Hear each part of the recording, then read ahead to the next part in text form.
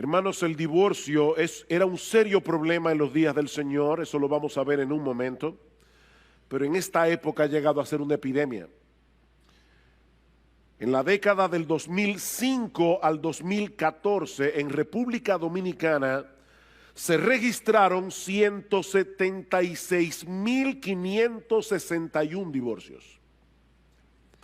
Estamos hablando de un promedio de más de 17.000 divorcios al año.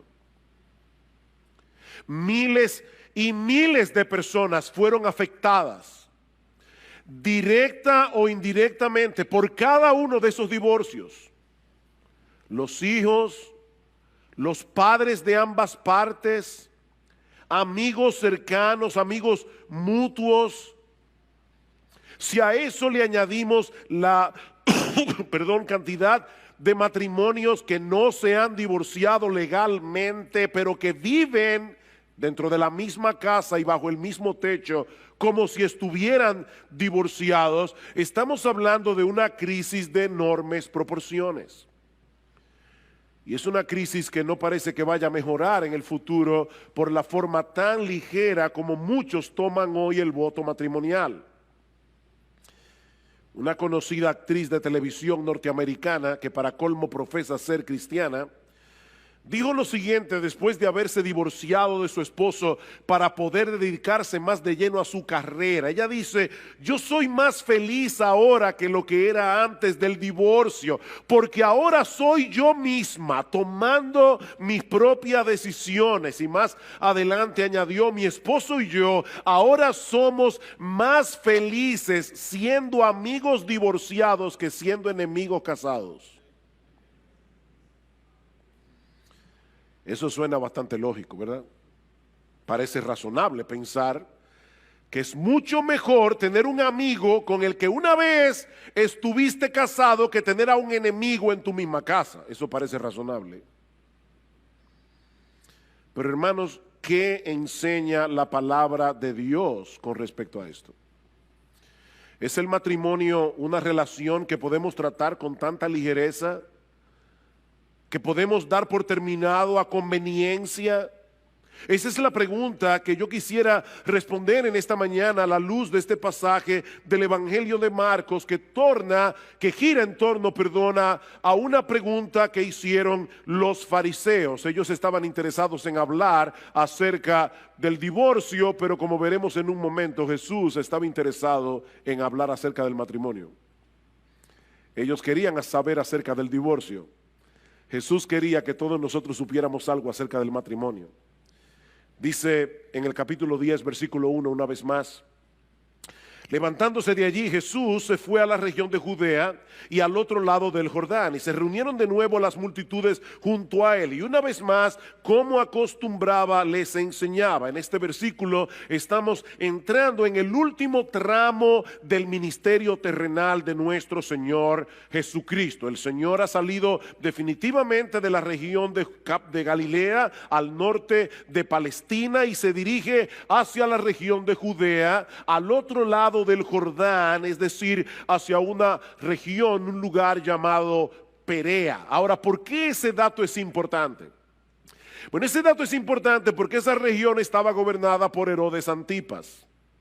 Y si ustedes recuerdan, Herodes Antipas le había quitado la mujer a su hermano Felipe y se había casado con ella, y luego mató a Juan el Bautista porque había denunciado su divorcio ilegítimo. Y era en ese lugar donde se encontraba Jesús cuando los fariseos vinieron con esta pregunta inocente.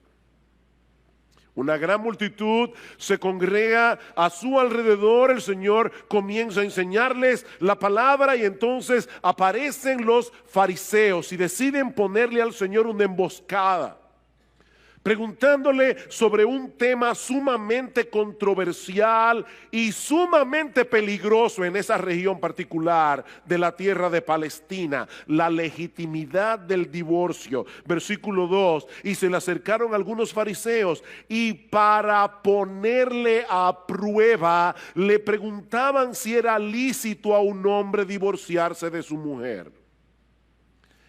En Mateo 19:3, que es el pasaje paralelo, nosotros encontramos la misma pregunta, pero en términos más concretos. ¿Es lícito a un hombre divorciarse de su mujer por cualquier causa?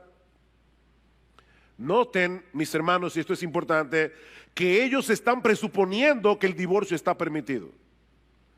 La pregunta no es si era lícito el divorcio, la pregunta es si era lícito hacerlo por cualquier causa, hacerlo por cualquier motivo. Y el trasfondo de esta pregunta es la correcta interpretación de lo que decía la ley de Moisés en Deuteronomio 24.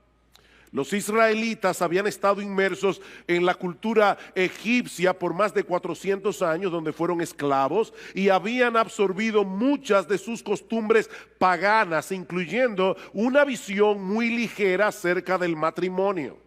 Tal parece que el divorcio era muy común entre los israelitas en ese tiempo, pero en vez de prohibir el divorcio, lo que hace el Señor es regularlo, introduciendo una limitante en un caso particular. Yo voy a leerles Deuteronomio 24, no tienen que buscarlo, pero en los versículos 1 al 4, esto es lo que dice la palabra de Dios.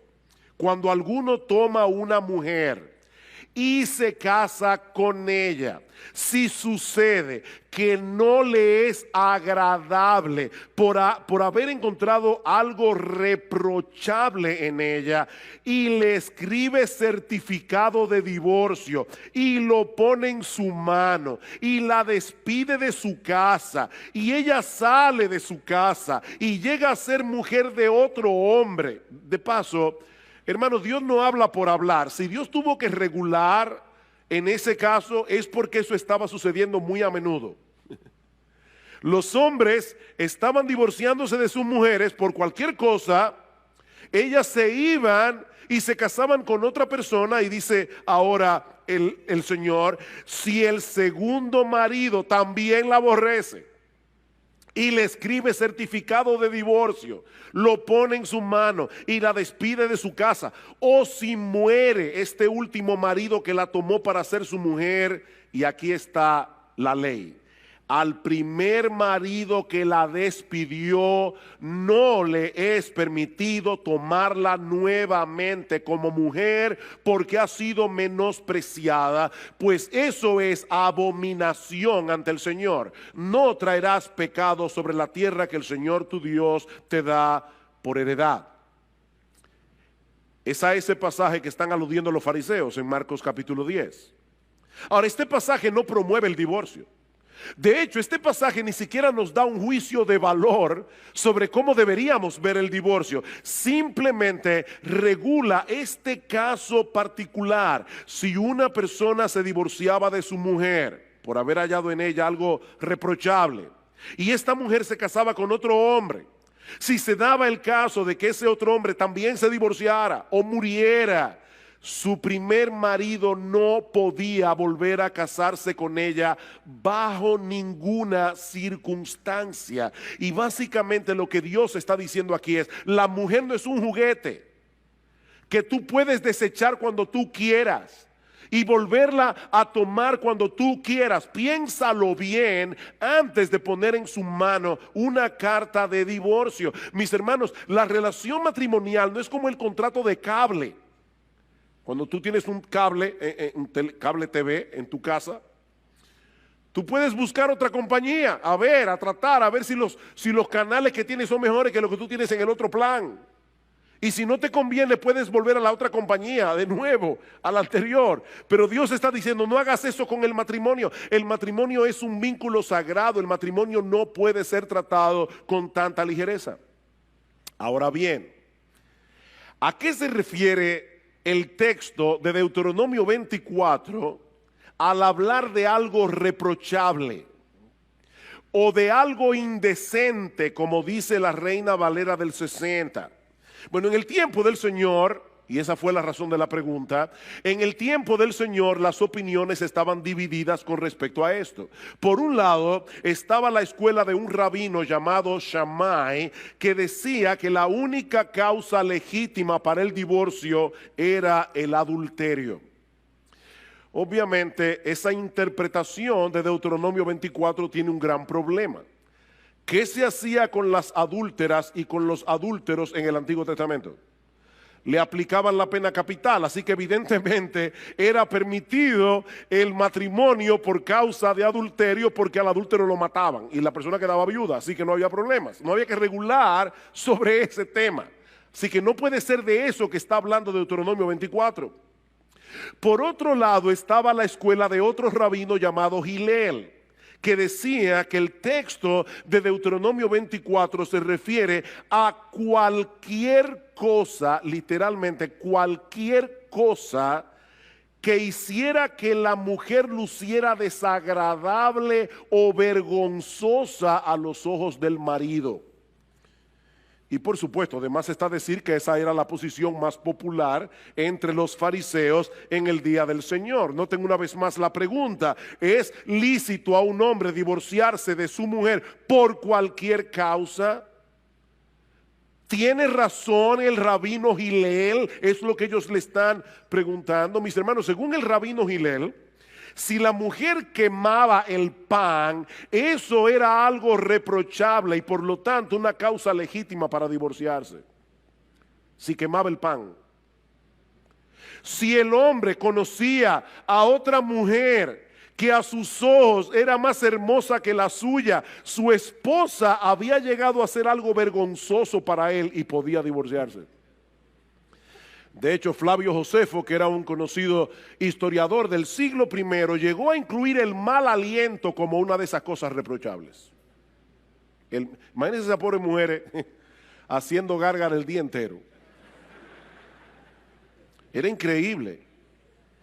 Y aunque nosotros no tenemos el tiempo para considerar en detalle Deuteronomio 24, muchos estudiosos del Antiguo Testamento, y yo concuerdo con esto, piensan que esa cosa indecente, esa cosa reprochable puede referirse a una conducta indecorosa de parte de la mujer que no llegaba a ser adulterio. O sea, probablemente se refiere a un hombre que ve a su esposa comportarse de una manera que para él era vergonzoso, pero no llegaba a ser un adulterio que justificara que ella fuera condenada a la pena capital. Ahora, es un texto difícil. El punto es que los fariseos no estaban interesados en conocer su interpretación. Ellos querían hacer quedar mal a Jesús delante de la gente. Tal vez sospechaban que el Señor iba a estar de acuerdo con la posición más estricta y que eso iba a restarle popularidad. O tal vez esperaban ponerlo en una situación bien difícil con Herodes Antipas. Recuerden que Marcos dice, ellos lo pusieron a prueba. Esto fue una emboscada, mis amados hermanos. Ellos pusieron a Jesús en riesgo. ¿Cómo resuelve Jesús este dilema? Llevándolos a considerar el diseño original de Dios para el matrimonio. Ya vimos la pregunta de los fariseos, veamos ahora en segundo lugar la respuesta de Jesús. Versículo 3. Me encanta esta respuesta. Y respondiendo él les dijo, ¿qué os mandó Moisés? Es una pregunta interesante. El Señor apeló a la Biblia, no a la opinión de un rabino, no a ninguna escuela rabínica. Ellos estaban diciendo, ¿qué te parece lo que dice Hillel o lo que dice Shammai? Y Jesús le dice, ¿qué le parece a ustedes si vamos a la Biblia? ¿Qué dice Moisés? Jesús descansaba plenamente en la autoridad de las Escrituras, no en la opinión de los hombres. Mis hermanos, lo que la Biblia dice es lo que Dios dice. Lo que la Biblia dice es lo que Dios dice, porque este libro que fue escrito por hombres inspirados por el Espíritu Santo. No importa cuál sea el tema que estemos tratando, lo que Dios dice en su palabra es lo que le pone punto final a cualquier cosa. No lo que a nosotros nos parece más lógico en una situación particular. Y yo digo esto porque muchas veces cuando estamos hablando acerca de este tema del divorcio y del nuevo matrimonio, nosotros cometemos el error de argumentar a favor de una postura partiendo de un caso particular que apela a nuestra sensibilidad. Casos que no nos ayudan a ser objetivos porque apelan a nuestras emociones. ¿Cuántas veces hemos oído este ejemplo? ¿Qué debe hacer una mujer que está casada con un hombre que casi ni habla? Y cuando abre la boca, o es para pelear, o es para demandar algo, o es para criticar, ¿debe continuar casada con ese patán? Miren, mis hermanos, yo no quisiera que esto sonara a falta de empatía con las mujeres que están pasando por esa terrible situación, pero esa no es la primera pregunta que nosotros debemos hacer. La primera pregunta es, ¿qué dice Dios en su palabra acerca del matrimonio? Otra vez, el Señor Jesucristo es la segunda persona de la Trinidad. Él es la compasión encarnada. Si hay alguien, mis amadas hermanas, que entienden cuando ustedes son maltratadas verbalmente o emocionalmente por sus maridos, si hay alguien que las entiende, es el Señor. Sin embargo, Él basó su argumentación en las Escrituras. ¿Qué dice la Biblia? Aunque este es un tema que nos impacta emocionalmente, hermanos, no podemos tomar decisiones sobre la base de nuestras emociones. Debemos tomar decisiones sobre la base de lo que Dios ha revelado en su palabra. ¿Qué os mandó Moisés? Versículo 4. Ellos dijeron, Moisés permitió al hombre escribir carta de divorcio y repudiarla. Y Jesús le dijo, sí, por la dureza de vuestro corazón os escribió este mandamiento, pero desde el principio de la creación Dios los hizo varón y hembra. Deténganse allí un momento. Los fariseos tenían una visión tan distorsionada del matrimonio que lo único que parecía importarles eran las disposiciones legales. Mientras el marido cumpliera con poner en la mano de su mujer desechada una carta de repudio tal como estaba estipulado en la ley, todo estaba bien. Pero Jesús quiere hacerles ver que lo que está en juego aquí es mucho más importante que un documento legal. Vuelvan al Génesis, les dice el Señor, para ver cuál fue el diseño original de Dios con respecto al matrimonio. ¿Cómo debía ser el matrimonio antes de la entrada del pecado, antes de que el pecado del hombre dañara las cosas? Porque ese diseño original, y subrayen esto en negrita, ese diseño original sigue siendo la norma para nosotros hoy. Sí, vivimos en un mundo caído, vivimos en un mundo dañado por el pecado, donde muchos matrimonios no son lo que deben ser, pero aún así el matrimonio debe funcionar conforme a su diseño original. Desde el principio de la creación, dice Jesús, Dios nos hizo varón y hembra. ¿Para qué? ¿Para qué nos hizo varón y hembra? Para que nos complementemos el uno al otro. Versículo 7. Por esta razón el hombre dejará a su padre y a su madre, y los dos serán una sola carne. Por consiguiente, ya no son dos, sino una sola carne. A pesar de lo estrecha que puede ser la relación entre padres e hijos, Cristo está diciendo aquí, la relación matrimonial está supuesta a ser mucho más cercana, está supuesta a ser mucho más íntima, porque a través del pacto matrimonial los dos vienen a ser uno. Una sola carne. Eso no sucede con ninguna otra relación terrenal, ni siquiera la relación entre padres e hijos. El hombre y la mujer quedan adheridos el uno al otro, de tal manera que ya no es tu vida, mi vida, es nuestra vida. Los planes de ambos, los anhelos, los problemas, las circunstancias se funden en uno solo. Y de esa manera el matrimonio viene a ser una figura, una parábola viviente, una representación de la relación que Cristo tiene con su iglesia. Eso es lo que dice Pablo en Efesios capítulo 5. Maridos, amad a vuestras mujeres, así como Cristo amó a la iglesia y se entregó a sí mismo por ella para santificarla, habiéndola purificado en el lavamiento del agua por la palabra. Dice cuando tú te casas con tu mujer, tú eres un cuerpo con ella. Y Pablo dice, grande es este misterio, mas yo digo esto con respecto de Cristo y de la iglesia. Este mega misterio es con respecto a Cristo y la iglesia. Mis hermanos, es por eso que este asunto del matrimonio es tan importante.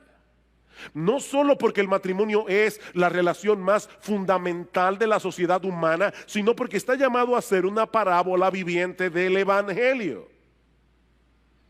Desde el principio de la creación, Dios diseñó el matrimonio para que representara otra cosa mucho más sublime que la relación romántica entre un hombre y una mujer. Él nos creó varón y hembra, con nuestras similitudes y con nuestras diferencias. ¿Para qué? Para que fuéramos capaces de unirnos y complementarnos el uno con el otro. Ese es el diseño original de Dios. Esa es la norma que seguirá vigente hasta que nuestro Señor Jesucristo regrese en gloria. Un hombre y una mujer que abandonan padre y madre para unirse y llegar a ser una sola carne. No dos hombres, no dos mujeres, no un trío, ni cualquier otra combinación que los seres humanos en su locura y en su rebeldía contra Dios decidan hacer. Un hombre y una mujer. Y precisamente sobre la base de ese diseño, escuchen ahora la conclusión del Señor, versículo 9. Por lo tanto, lo que Dios ha unido, ningún hombre lo separe. Por lo tanto, cuando un hombre y una mujer vienen a ser uno a través del vínculo sagrado del matrimonio, Dios pone su sello sobre esa unión. Y por lo tanto, ningún hombre tiene derecho a quebrar ese sello. Mis hermanos, ese es el estándar de Dios y ese tiene que ser el estándar de la iglesia. Ese es el estándar de Dios. No es la perspectiva de nuestra cultura la que debe determinar nuestra perspectiva del matrimonio. Es la perspectiva de Dios revelada en su palabra. Es como si Dios tomara a un hombre y a una mujer y los pegara el uno al otro con un pegamento celestial. Y no conforme con eso, pone un sello en el punto de unión para que nadie se atreva a romper ese sello. En Malaquías capítulo 2, Dios es bien claro en el versículo 15. Dice, Dios aborrece el divorcio. Dios odia el divorcio. A Dios le repugna el divorcio. Eso es lo que dice la Biblia. Y de hecho, el texto de Malaquías es bien fuerte porque dice, y al que mancha de violencia sus vestidos. Y parece que la idea es como si tú le enterraras un puñal a la otra persona y su sangre te salpicara. Dios odia el divorcio. Alguien decía que hay al menos 3 cosas que nosotros podemos decir con toda seguridad acerca del divorcio, a la luz de la enseñanza bíblica. 3 cosas con las que todo creyente debe estar de acuerdo. Hay controversias en el pueblo de Dios con respecto a este tema, pero yo voy a decir 3 cosas que si tú eres cristiano y tú crees en la Biblia, tú vas a estar de acuerdo conmigo. La primera es que todo divorcio es contrario al diseño original de Dios. Todo divorcio es contrario al diseño original de Dios. Eso es lo que el Señor está diciendo aquí. En el principio, Dios los creó varón y hembra para que se unieran el uno al otro en un vínculo indisoluble. Eso no puede estar sujeto a debate entre personas que creen que la Biblia es la palabra de Dios. Lo segundo es que cada divorcio envuelve el pecado de uno de los cónyuges. Siempre, o de los dos. Eso tampoco puede ser debatido. Siempre que ocurre un divorcio hay pecado de por medio. Sea el pecado de uno, sea el pecado de los dos, pero alguien tiene que haber quebrantado la ley de Dios para haber llegado a ese punto de ruptura.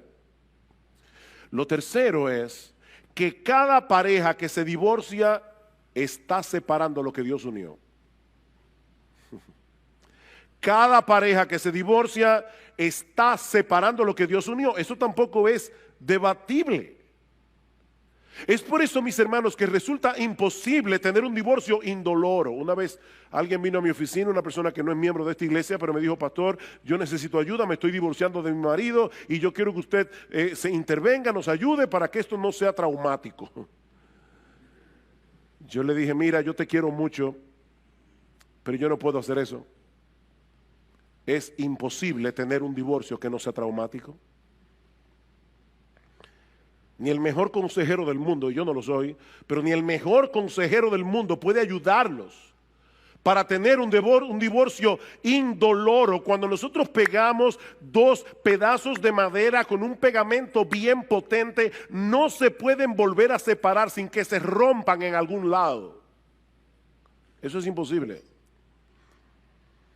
Todo divorcio es traumático, porque estamos rompiendo lo que Dios unió a través de un pacto. Pero hermanos, lamentablemente nuestra sociedad occidental ha sufrido cambios muy profundos en las últimas décadas, y eso atenta directamente contra esa perspectiva bíblica del matrimonio. Hasta hace relativamente poco tiempo la gente solía pensar en el matrimonio como una unión contractual permanente, diseñada con el fin de proveer amor mutuo, procreación y protección. Y que esa unión contractual imponía sobre los cónyuges obligaciones con respecto a Dios y con respecto a la sociedad. Ese era el concepto que la gente tenía antes del matrimonio. Pero desde hace unas décadas el matrimonio ha comenzado a ser percibido como un contrato sexual temporal, diseñado para la gratificación de las partes individuales. En otras palabras, lo que antes era una institución pública para el bien común, ahora es un arreglo privado para la satisfacción del individuo. Mientras esa relación me reporte beneficios, permanezco junto contigo. Cuando comience a ser un estorbo, lo damos por terminado y me busco otra relación. Pero eso es totalmente contrario al diseño de Dios para el matrimonio. Mis hermanos, de acuerdo a la perspectiva de Dios revelada en su palabra, yo tengo que amar a mi cónyuge. Yo tengo que hacerlo, porque yo me comprometí a hacerlo en el pacto matrimonial. Yo no tengo otra opción. Yo no tengo otra opción. Tú no tienes otra opción. Decía el puritano Henry Smith: un hombre debe elegir primero a quién amar y luego amar su elección. ¿Oíste eso? Elige primero a quién amar y luego ama tu elección, porque tú no tienes otra elección, no tienes otra opción. De hecho, eso fue lo que hizo Jesús, ¿o no? Jesús eligió al objeto de su amor y ahora lo ama. Y eso es lo que tú prometiste hacer el día de tu boda. Eso fue lo que tú prometiste hacer. Ay, pastor, mire que yo cuando me casé yo no era creyente. Yo no sé si tú eras pagano. Cuando tú te casaste, eso fue lo que tú prometiste en tu voto matrimonial, y Dios le puso un sello a ese voto. Ese fue el voto sagrado que tú hiciste delante de Dios y delante de los hombres. Es de ese modo que nosotros vamos a representar la relación que tiene Cristo con su iglesia, como dice el pasaje de Efesios que leímos hace un momento. Cristo nos amó cuando no había nada bueno en nosotros que nos hiciera dignos de su amor. ¿O no es así? Y ahora Él está trabajando en nosotros, porque hay muchas cosas todavía en nuestro carácter que a Cristo no le agradan. Pero ¿qué está haciendo Cristo? Él está trabajando en nosotros para que algún día nosotros lleguemos a ser la esposa que Él quiere que seamos. Y Él diseñó el matrimonio para hacer visible ante los ojos del mundo esa clase de amor. Él no nos ama por lo que somos, Él nos ama a pesar de lo que somos. Y es en virtud de ese amor que Él nos está santificando gradualmente para llegar a ser la esposa que Él quiere que nosotros seamos.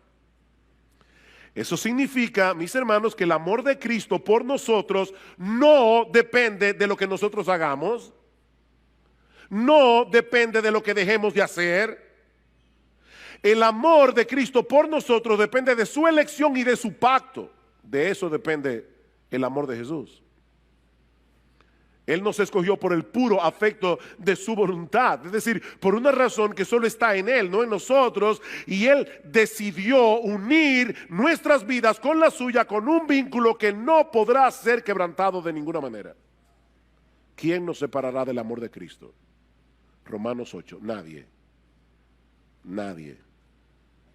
Y ahora Él manda a los esposos a que amen a sus esposas como Él ama a la suya. A veces las mujeres dicen, oye, a nosotros nos tocó la parte más dura, la sumisión. De verdad, hermanas, que a ustedes les tocó la parte más difícil. A nosotros nos tocó amar a nuestras esposas como Cristo amó a la iglesia. ¿Qué es más demandante? Ama a tu esposa como Cristo amó a la iglesia. Eso es lo que Pablo está diciendo en Efesios 5. Amen a sus esposas como yo amo a la mía, dice Jesús. En vez de estarse quejando de sus debilidades, en vez de estarse quejando de sus pecados y llenándose de amargura contra vuestras esposas, hagan todo lo que esté a vuestro alcance para ser agente de cambio en sus vidas. Con la ayuda de Dios. Esa es la enseñanza de Efesios 5. El que ama a su mujer a sí mismo se ama. Porque nadie aborreció jamás a su propia carne, sino que la sustenta y la cuida, como también Cristo a la iglesia. Y a través del voto matrimonial, esa mujer es ahora tu carne. Tú no puedes dañarla a ella sin dañarte tú.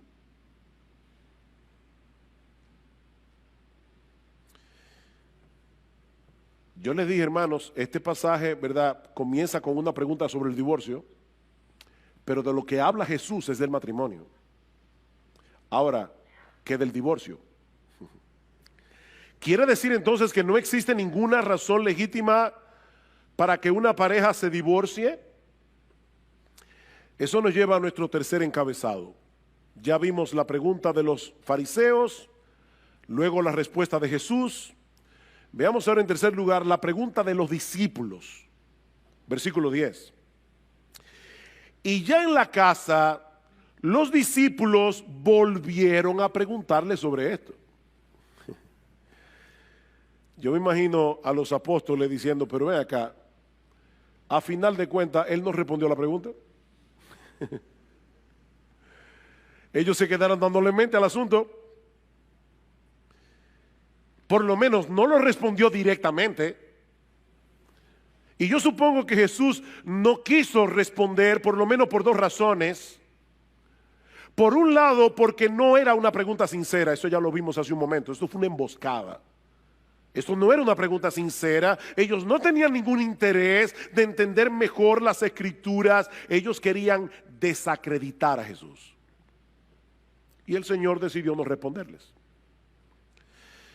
Pero yo pensaba, estudiando ese texto esta semana, ¿y no será también que Cristo no quiso responder directamente porque Él quería dejar en la multitud una visión elevada del matrimonio? Recuerden que los fariseos no eran los únicos que estaban allí ese día.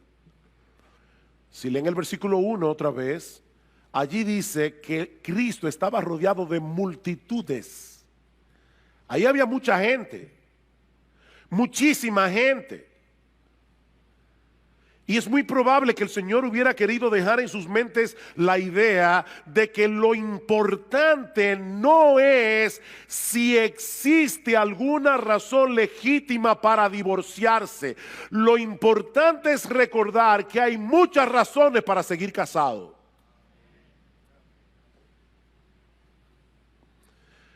Pero los discípulos estaban inquietos. De hecho, en el pasaje paralelo de Mateo dijeron, ay mi madre, pero si eso es así no conviene casarse. Ellos estaban tan acostumbrados ya a esa conmovisión de que se podían zafar de la mujer por cualquier cosa, que ellos llegaron a pensar, entonces no conviene casarse. Así que ellos vuelven a preguntarle al Señor en privado, y eso nos lleva a nuestro último encabezado, la respuesta de Jesús a los apóstoles. Versículo 11. Y Él les dijo, esto es en privado ahora a los discípulos, cualquiera que se divorcie de su mujer y se case con otra comete adulterio contra ella. Y si ella se divorcia de su marido y se casa con otro, comete adulterio. Ustedes ven, hermanos, por qué yo les decía que esto fue una trampa que los fariseos le pusieron a Jesús, no solamente por lo de Herodes Antipas. ¿Ustedes imaginan que Jesús viniera a un programa de televisión con un alto rating de audiencia y que le hicieran esa pregunta frente a las cámaras y Cristo dijera en nuestra sociedad, cualquiera que se divorcia de su mujer por cualquier causa, porque esa fue la pregunta, y se casa con otra persona, ha adulterado? Esta sociedad está llena de adúlteros. No hubiera sido muy popular. Seguro que no hubiera sido muy popular. Ahora, hermanos, es importante recordar cuál fue la pregunta que Jesús está respondiendo aquí en el Evangelio de Mateo. ¿Es lícito a un hombre divorciarse de su mujer por cualquier causa? La respuesta del Señor a los discípulos es: por supuesto que no. Por supuesto que no. No importa lo que las leyes humanas digan al respecto. Lo que Dios unió, el hombre no lo puede separar. Ese matrimonio se registró en la oficialía celestial y Dios no lo ha tachado. De manera que si un hombre se divorcia de su mujer por cualquier causa y se casa con otra, está cometiendo adulterio. Y lo mismo ocurre en el caso de una mujer que se divorcia de su marido y se casa con otro hombre. Están cometiendo adulterio porque a los ojos de Dios continuaban casados.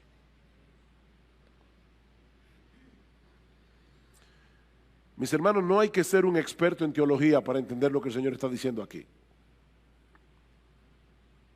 Nadie tiene derecho a separar lo que Dios unió, a no ser que el divorcio se lleve a cabo por una causa legítima. Y eso es lo que vemos en la respuesta más completa que aparece en el pasaje paralelo en el Evangelio de Mateo. Mateo 19:9, y yo os digo que cualquiera que se divorcie de su mujer, salvo por infidelidad, y se casa con otra, comete adulterio. La versión Reina Valera lo dice de esta manera: yo os digo que cualquiera que repudia a su mujer, salvo por causa de fornicación, la palabra allí es porneia e incluye una amplia gama de pecados sexuales, salvo por causa de fornicación y se casa con otra, adultera, y el que se casa con la repudiada, adultera. Es la misma enseñanza que encontramos en el Sermón del Monte, Mateo 5:31. También fue dicho: cualquiera que repudie a su mujer, dele carta de divorcio. Pero yo os digo que el que repudia a su mujer, a no ser por causa de fornicación, hace que ella adultere, y el que se casa con la repudiada comete adulterio. Es sobre la base de esos dos pasajes que la mayoría de los protestantes a través de los siglos han sostenido, y nuestra iglesia sostiene esa postura, que el pecado de fornicación es la única causa legítima por la que Dios permite que la parte inocente inicie un proceso de divorcio. Ahora, noten, mis hermanos, lo que yo estoy diciendo y lo que no estoy diciendo. Yo no estoy diciendo que la parte inocente tiene que divorciarse. No, yo no he dicho eso. En el Evangelio hay lugar para el perdón y hay lugar para la restauración. Y siempre que sea posible, oigan lo que estoy diciendo, hermano, porque a veces no es posible. Siempre que sea posible, es mejor tratar de recomponer un matrimonio que está dañado que disolverlo. Siempre que sea posible. Pero Dios sabe que a veces no es posible y por eso Dios permite a la parte inocente tomar la decisión de dar por terminada la relación, siempre y cuando sea por causa de infidelidad. Así como en el Antiguo Testamento el adulterio rompía el vínculo matrimonial porque el adúltero era apedreado, lo que Jesús está diciendo es que en el Nuevo Testamento se da permiso al cónyuge inocente a que se divorcie por esa causa. Eso es básicamente lo que el Señor nos enseña en estos dos textos del Evangelio de Mateo. Alguien dirá, pastor, ¿y qué de 1 Corintios 7? Yo no tengo tiempo para entrar en 1 Corintios 7, pero Pablo está tratando allí dos casos muy diferentes. En primer lugar, está tratando el caso de dos creyentes que porque la relación matrimonial está tan deteriorada, deciden separarse. Y Pablo dice, si a pesar de lo que ya el Señor dijo acerca del matrimonio, ustedes deciden separarse, no se pueden volver a casar. No se pueden, no tienen permiso de Dios para volverse a casar. Por supuesto, ahí Pablo no está tratando con el problema del adulterio. Si hubiera adulterio, habría que tratar ese caso independientemente. Pablo está diciendo dos personas que de repente, profesando ser creyentes, deciden separarse. No se pueden volver a casar. El otro caso que Pablo trata es un caso en el que hay un creyente casado con una incrédula o una creyente casado con un incrédulo. Mientras el incrédulo consienta en vivir con la creyente, no hay problema. Pero ¿qué pasa si el incrédulo decide él poner el divorcio? Entonces Pablo dice, no está el hermano o la hermana sujeta a servidumbre en semejante caso, y muchos exégetas entienden que lo que Pablo está diciendo allí es, no está el hermano o la hermana sujeta al voto matrimonial en ese caso, porque el incrédulo decidió romperlo, pero ella no. O él, creyente. Pero eso es otro caso. Mis hermanos, yo quisiera concluir trayendo tres palabras de aplicación en esta mañana a tres grupos distintos que se encuentran en esta iglesia. En primer lugar, quisiera dirigirme a los casados. A los casados. Queridos hermanos, amigos que están aquí en esta mañana, el matrimonio no es un juego. El matrimonio no es un juego. Y el divorcio no es el único mal que afecta el matrimonio. El matrimonio es un pacto de compañía, como vemos en Proverbios capítulo 2, versículo 14, Malaquías capítulo 2, Proverbios 2:16, Malaquías 2:14. Es un pacto. Una promesa sobre la que yo juro. De manera que cuando un hombre o una mujer es indiferente hacia su cónyuge o está violando el papel que Dios le asignó en ese matrimonio donde debían complementarse el uno al otro, están violando el pacto que hicieron en la presencia de Dios. Y mis amados hermanos casados, amigos casados, nadie puede violar ese pacto sin sufrir las consecuencias. El que ama a su mujer, a sí mismo se ama. ¿Sabes por qué?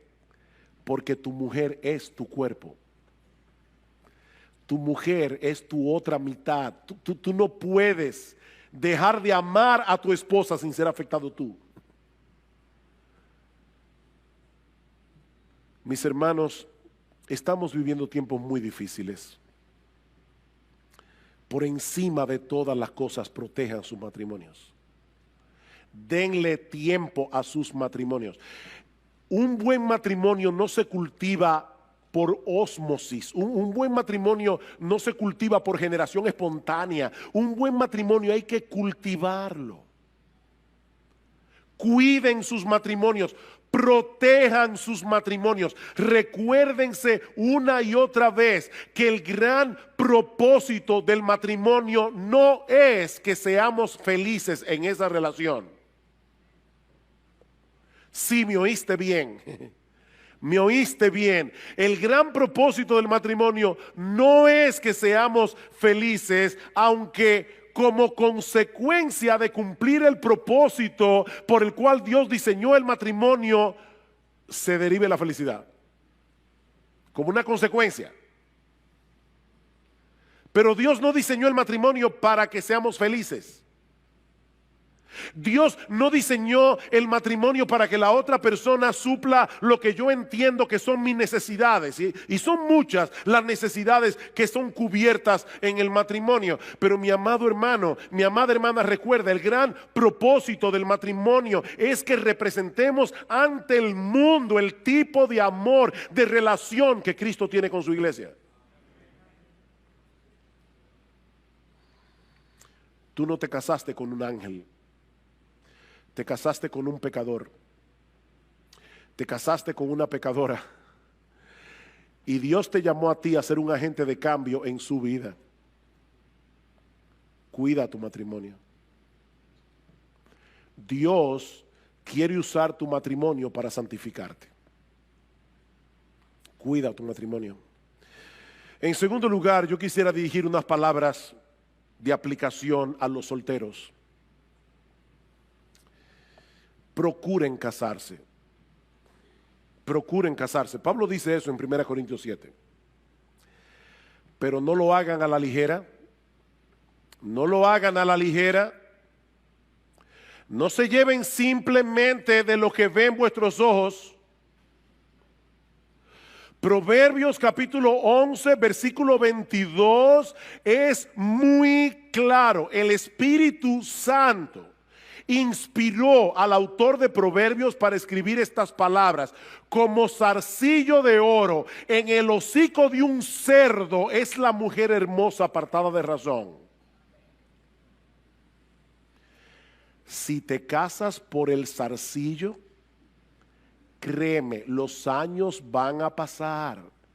El zarcillo se marchitará y te quedarás con el cerdo.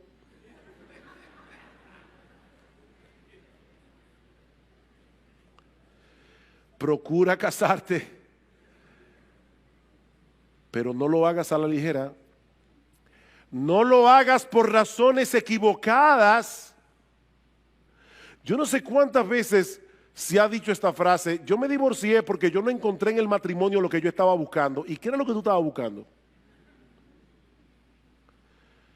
¿Qué era lo que tú estabas buscando? Porque tal vez el problema no es que la institución esté dañada, el problema tal vez no está en tu mujer o en tu esposo, el problema tal vez es que te casaste con expectativas equivocadas. No te cases por razones equivocadas. Sí, debes orar a Dios que te provea un compañero, pero pídele también que te prepare a ti adecuadamente para el matrimonio. Pídele a Dios que te prepare a ti. Recuerda, mi hermano, mi hermana, que tú no estás buscando primariamente a una persona que te ame. No, tú no estás buscando primariamente a una persona que te haga sentir especial. Lo que tú debes estar buscando es una persona a quien amar, como Cristo te amó a ti. Mis amados hermanos, exigirle a un hombre o a una mujer, exigírselo, que se quede sin casar para servir a Dios o por cualquier razón, cuando esa persona no tiene el don de quedarse así, es colocarlo en una posición sumamente arriesgada. Versículo 7. Quisiera más bien que todos los hombres fuesen como yo, pero cada uno tiene su propio don de Dios, uno a la verdad de un modo y otro de otro. El celibato, dice Pablo, es un don que no todo el mundo tiene. Versículo 8, digo pues a los solteros y a las viudas que bueno les fuera quedarse como yo. Y vamos a ver más adelante por qué el apóstol Pablo parece estar aquí promoviendo la soltería.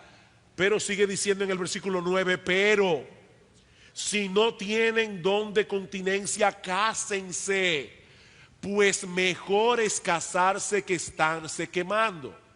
Noten, hermanos, el balance de Pablo en este texto.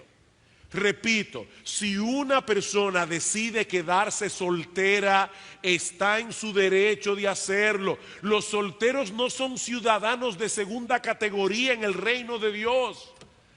No olviden, mis hermanos, que el apóstol Pablo era soltero y tuvo una vida sumamente plena.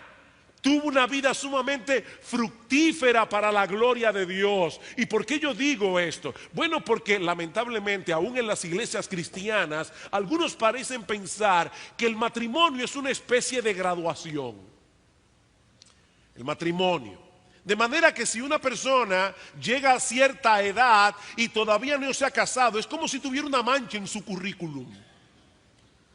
Lamentablemente aún dentro de la iglesia hay personas que piensan así, le meten una presión, sobre todo a las solteras. Mija, ¿cuándo es que te vas a casar? Bueno, ¿y qué tú quieres? Que pongan anuncio en el periódico. ¿Qué es lo que tú quieres que yo haga? Hermanos, dejen esa presión, eso no es correcto.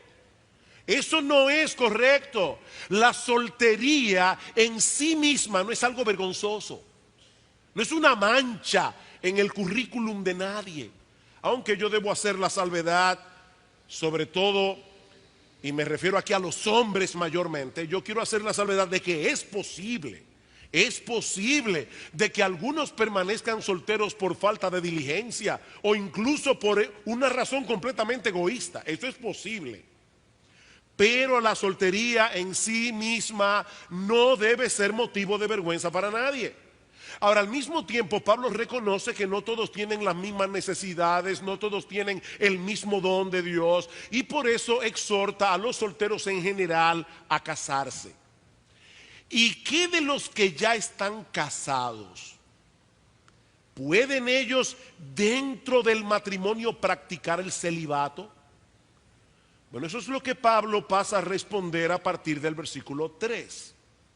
Y lo primero que el apóstol Pablo establece claramente en este pasaje es que los casados deben cumplir fielmente el deber conyugal.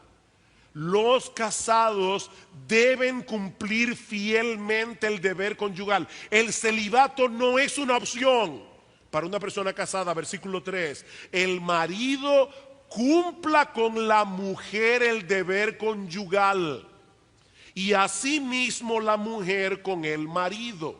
Yo sé, mis amados hermanos, que este es un pasaje que no suena muy romántico, pero qué realista es. Lo que Pablo está diciendo aquí es que tanto el hombre como la mujer deben estar siempre dispuestos a cumplir el deber conyugal. Es decir, en palabras más claras, deben estar sexualmente disponibles para sus cónyuges, aún en aquellos momentos cuando no tienen deseos de hacerlo. Y la razón que Pablo da es muy poderosa. Desde el momento en que nos casamos, dejamos de tener derechos sobre nuestros cuerpos. Amados hermanos, voy a repetir eso otra vez. Desde el mismo momento en que tú dijiste en el altar, sí, acepto, tú dejaste de tener derecho sobre tu cuerpo. Versículo 4, la mujer no tiene potestad, no tiene autoridad, no tiene derecho sobre su propio cuerpo sino el marido. Ni tampoco tiene el marido potestad sobre su propio cuerpo sino la mujer. En la esfera normal de la vida, tu cuerpo te pertenece, es tu cuerpo. Ahora, hermanos, en la esfera del matrimonio, tu cuerpo le pertenece a tu cónyuge. Y quiero notar, quiero subrayar que en este pasaje el apóstol Pablo no le da más derecho al hombre que a la mujer.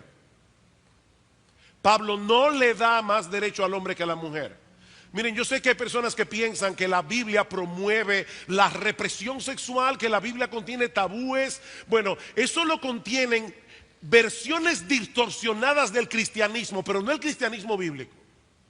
No el cristianismo bíblico. La Biblia es muy clara, la Biblia es muy detallada con respecto a esto. Hay un libro entero de la Biblia, Cantar de los Cantares, dedicado al amor conyugal.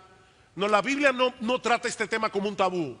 Y la Biblia dice claramente que en este asunto los hombres no tienen más derecho sobre la mujer. Ninguno de los dos deben negarle al otro lo que por derecho le pertenece. Versículo 5, no os neguéis el uno al otro, no lo hagan, a no ser por algún tiempo de mutuo consentimiento, para ocuparos sosegadamente en la oración.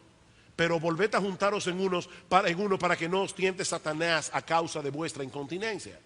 O sea, Pablo dice que la abstinencia sexual en el matrimonio es una posibilidad, pero primero debe ser por mutuo acuerdo.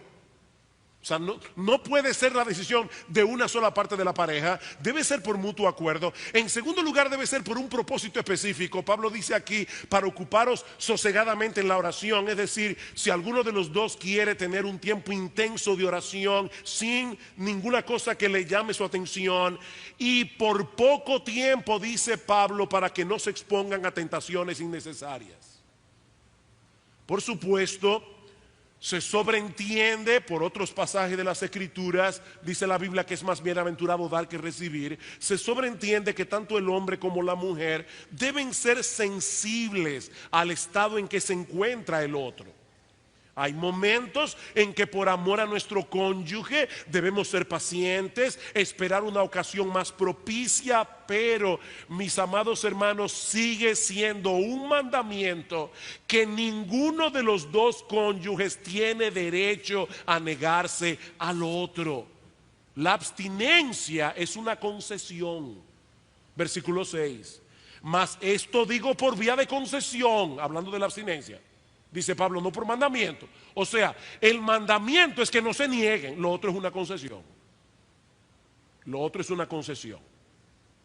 Así que la primera enseñanza de este pasaje es que los casados deben cumplir fielmente el deber conyugal. La segunda es que los casados deben preservar sus matrimonios.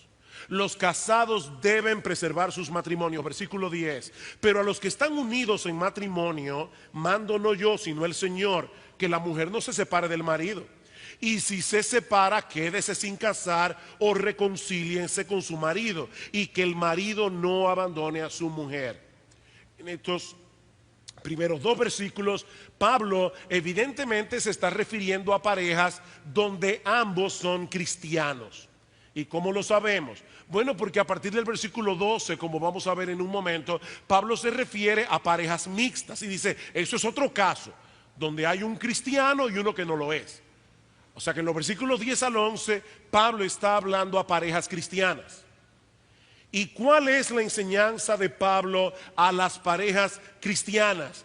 Que por mandato expreso del Señor Jesucristo, ninguno de los dos tiene derecho a dar por terminada la relación matrimonial.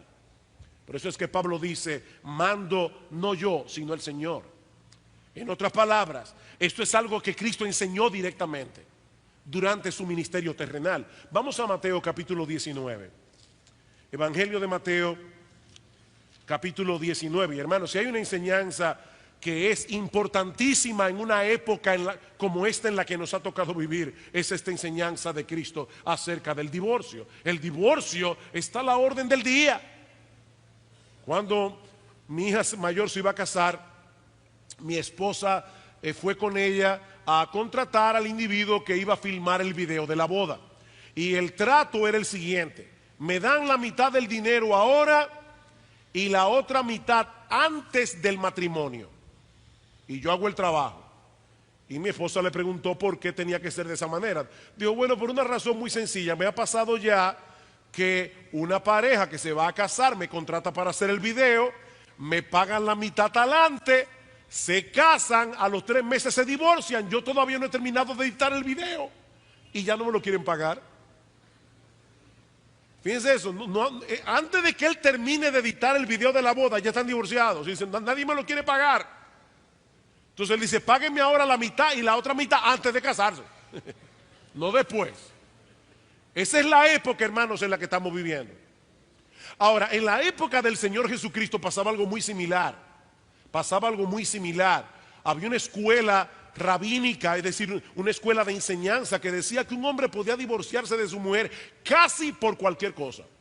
O sea, por ejemplo, si un hombre iba por la calle y encontraba una mujer más bonita que la suya, ya la suya pasaba a ser indecente y podía divorciarse de ella y casarse con otra. Si le quemaba el pan, si la suegra se metía demasiado, cualquier cosa. Y es en el contexto de esa cultura de divorcio que un grupo de personas se acerca al Señor y le pregunta en el versículo 3.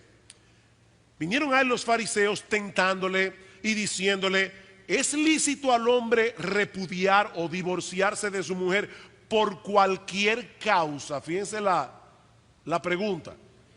¿Es legítimo que un hombre se divorcie por cualquier causa? Él respondiendo les dijo, ¿no habéis leído que el que los hizo al principio, varón y hembra los hizo?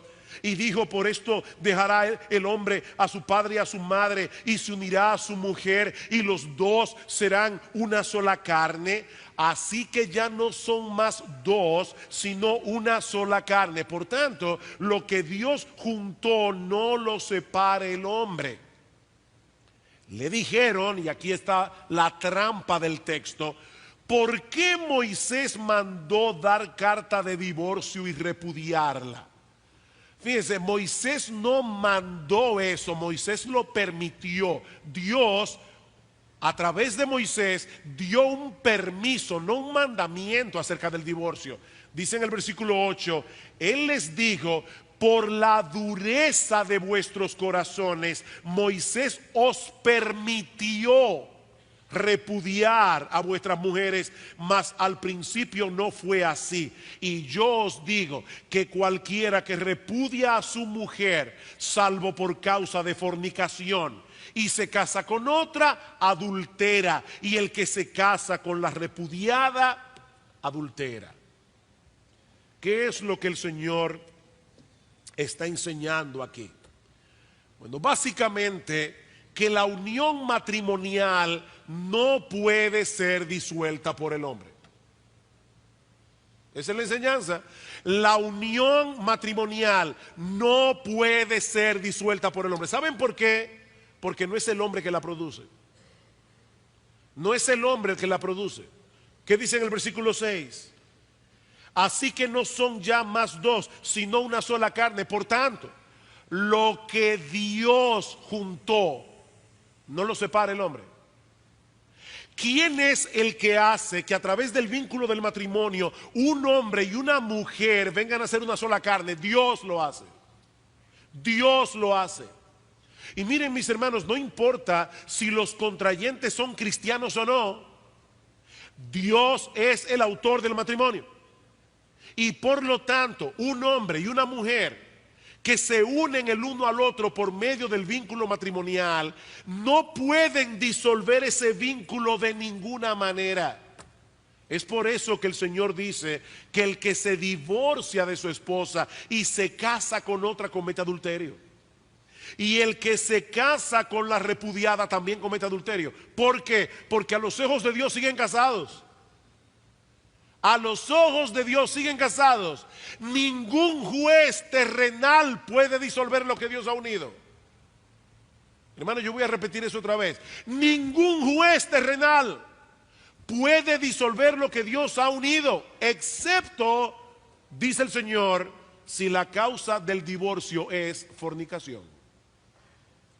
Es decir, excepto si es por causa de adulterio. El adulterio es un pecado que atenta contra la esencia misma del matrimonio. Y es por eso que Dios le ha dado al cónyuge inocente la potestad de divorciarse si así lo desea. Ahora, fíjense, yo no estoy diciendo que el cónyuge inocente tiene que divorciarse. Lo que estoy diciendo es que la Biblia, Dios en la palabra de Dios, le da permiso al cónyuge inocente en caso de que la persona afectada decida dar ese paso. Y es a esa enseñanza de Cristo que Pablo hace referencia en 1 Corintios 7. Por ahí se dice, mando no yo sino el Señor, que la mujer no se separe del marido.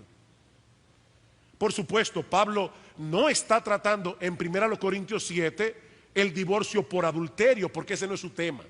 O sea, Pablo no está hablando de ese tema. Recuerden, hermanos, que él está respondiendo a las inquietudes de los corintios en la carta que le enviaron. ¿Es correcto que ahora yo, que estoy casado, decida divorciarme de mi esposa para vivir una vida más santa y más entregada al Señor? Pablo dice, no, no, eso no sería más santo. Eso sería violentar la enseñanza de nuestro Señor Jesucristo. No está permitido que un hombre se divorcie de su esposa. Ahora bien, si a pesar de la clara enseñanza de Cristo al respecto, el cristiano decide separarse, y es probable, algunos comentaristas entienden que es probable que en la iglesia de Corinto ya habían hermanos que habían hecho eso, habían dado ese paso. O sea, cuando ya ellos le preguntaron a Pablo, probablemente ya habían tomado esa decisión. Pablo dice, bueno, si a pesar de lo que Cristo enseñó, un cristiano decide separarse de su cónyuge cristiano, que se quede sin casar, o que se reconcilie con su esposa o su esposo, porque Dios no ha puesto su sello de aprobación en ese divorcio. Dios no ha puesto su sello de aprobación. Esas dos personas siguen casadas. ¿Y qué de los que están casados con cónyuges inconversos? Ese es el tema de los versículos 12 y 13 de 1 Corintios 7. Y a los demás yo digo, no el Señor. De paso, Pablo no está diciendo, esto que yo voy a decir ahora es una opinión personal, esto no es inspirado. No. Lo que Pablo está diciendo es que el Señor Jesucristo no trató con ese caso directamente. Eso no fue algo de lo que Cristo habló. Y ahora Pablo está trayendo una nueva revelación. Pero Pablo estaba consciente de su inspiración divina. O sea, que nadie vaya a pensar, no hay que hacerle caso a eso porque eso lo dice Pablo. No, eso lo dice Pablo en la palabra de Dios, y toda la palabra de Dios es inspirada por Dios. Y habiendo aclarado eso, Pablo dice, a los demás, es decir, aquellos que tienen matrimonios mixtos, cristianos casados con no cristianos, digo yo, no el Señor, si algún hermano tiene mujer que no sea creyente y ella consiente en vivir con él, no la abandone. Y si una mujer tiene marido que no sea creyente y él consiente en vivir con ella, dice Pablo, no la abandone. Aparentemente, algunos en la iglesia de Corinto pensaban que tener esa clase de intimidad que una persona tiene en el matrimonio con su cónyuge, tener esa clase de intimidad con una persona inconversa, de alguna manera podía manchar su pureza delante de Dios. O sea, Pablo, ¿cómo es posible que yo voy a seguir atada a este hombre incrédulo, a esta mujer incrédula? No me mancha eso mi santidad delante de Dios, no mancha eso mi pureza, dada la relación tan cercana que tiene un hombre con una mujer en el matrimonio. Pablo le responde, no, es al revés. Es al revés, versículo 14. El marido incrédulo es santificado en la mujer, y la mujer incrédula en el marido. Pues de otra manera vuestros hijos serían inmundos, mientras que ahora son santos. Pastor, ¿y qué significa eso? Bueno, significa sencillamente que el hecho de que haya un cristiano en el hogar lo santifica. O sea, en vez de que eso haga impuro al cristiano, más bien la presencia de ese cristiano en ese hogar lo santifica. No en el sentido de que el cónyuge inconverso o los hijos automáticamente van a ser salvos por causa del creyente, no. La palabra santificar significa separar. La idea es que la bendición del Señor está sobre esa casa por causa de que hay un hijo suyo ahí. O sea, mi hermano, mi hermana, si tú estás casado o casada con un inconverso, la bendición de Dios está sobre tu casa. Porque tú eres hijo de Dios, tú eres hija de Dios. Aparte de que Dios puede usar al cristiano en esa relación como instrumento de salvación para el cónyuge incrédulo. Versículo 16. Porque ¿qué sabes tú, oh mujer, si quizás harás salvo a tu marido? ¿O qué sabes tú, oh marido, si quizás harás salva a tu mujer? Ven claramente que el cónyuge inconverso no se salva automáticamente por tener una esposa cristiana, porque Pablo está diciendo, tal vez Dios te use como un instrumento para que tu esposo sea salvo, lo que quiere decir que no lo es. O sea, mi amigo inconverso, si tú estás aquí en esta mañana y tú estás casado con un creyente, no pienses que por eso tú tienes visa. O sea, tú no tienes visa para el cielo. Tú tienes que convertirte. La salvación es algo muy personal. Eso es una transacción que tú tienes que hacer tú delante de Dios. La salvación de tu esposa, la salvación de tu esposo no te salva a ti. Tú tienes que venir a Cristo en arrepentimiento y fe. Ahora, cristiano, cristiana, Dios puede usarte a ti como instrumento de salvación para tu marido o para tu esposa. Ahora, ¿qué pasa si es el incrédulo el que no quiere seguir viviendo con el cristiano? Versículo 15. Pero si el incrédulo se separa, sepárese. O sea, si es el incrédulo el que pone el divorcio, Pablo le dice aquí, cristiano, cristiana, acepta el divorcio. Pues no está el hermano o la hermana sujeta a servidumbre, es decir, a la ligazón del matrimonio en semejante caso, sino que a paz nos llamó Dios.